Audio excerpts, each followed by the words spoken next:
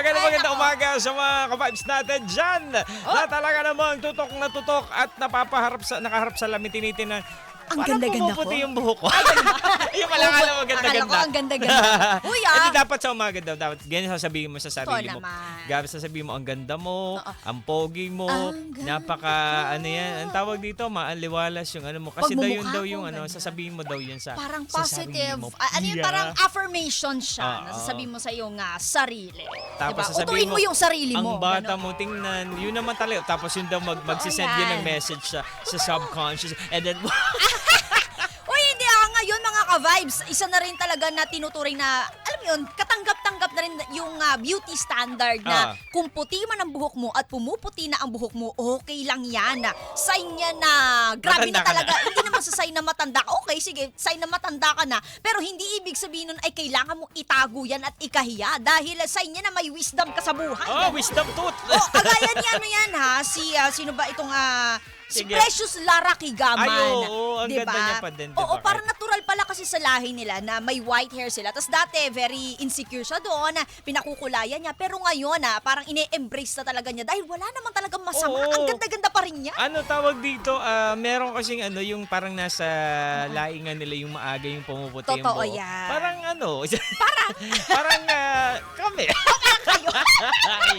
Pero naku ngayon mga ka-vibes kasama na rin yan na tinitingnan na, ay, ang ganda pala nun. Oo. Diba? Kaya i-embrace mo yan.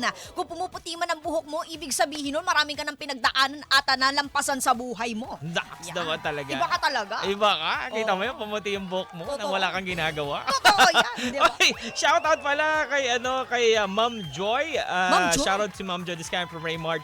Ma'am Joy, good morning to you. Thanks a lot for tuning in to the world.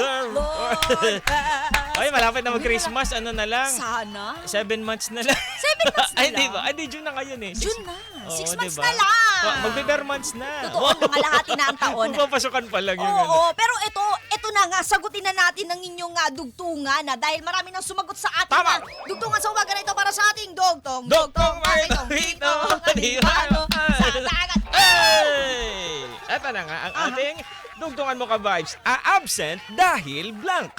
Ayan. A-absent dahil blank. Kami hindi namin sasagutin yan dahil present kami Oo. ngayon. A-absent dahil blank. Ikaw, Mama Mia. Ako, sige na nga.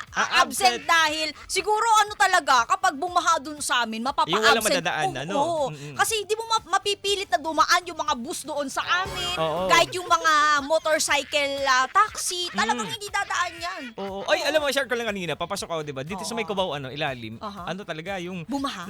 kasi dito sa may side sa kanan, so Oo. dito sa kaliwa kami, parang bus lane na yon. Doon na kami nakatawid para matawid mo yung nagkonti, bumana konti doon sa may Naipon malakas yung kasi yung tubig. ulan. Oo, naipon. Oo. So dito kami para makatawid ka. So, Kasi sa Cubao ilalim, di ba parang Mababa pag ganun masyado. yung ano Oo, nun eh. ganun yun. Basta parang pasalo yung forma nung kalsada doon. Kaya yun yung isa sa mga problema rin talaga ng mga riders natin o mga pag maulan. motorista. Oo. Yan. Basta ito, papaalala lang, ingat lagi sa mga nagmamaneho ng motor kasi nga Totoo. madulas ang kalsada pag maulan. Oo, pag hindi kaya, wag mo nang suungin. Mas malaki babayaran mo, be. Tama, Sinasabi oo. ko sa'yo. Kaya umabsent ka na lang. Oo, tama. Ay! Ito naman, si William Mortel, absent dahil i-date si DJ Kim. I-date ka ba? Ayan nga, di ba? Iba ka talaga. Si Coach Everyday, absent dahil napuyat kagabi, kapapanood daw sa Netflix. Netflix. Sabi ni Lotto online siya, absent dahil maliligo sa dagat. Ay, sana all. Diba? Mag-swimming. Oo, sana all. Huling Maglilingin. hirit sa tag-init. Totoo Diba? yan. Si Dennis Fernandez, si Ding, sabi niya, absent daw siya dahil masama ang pakiramdam. Masama ang Patingin ka pakiramdam.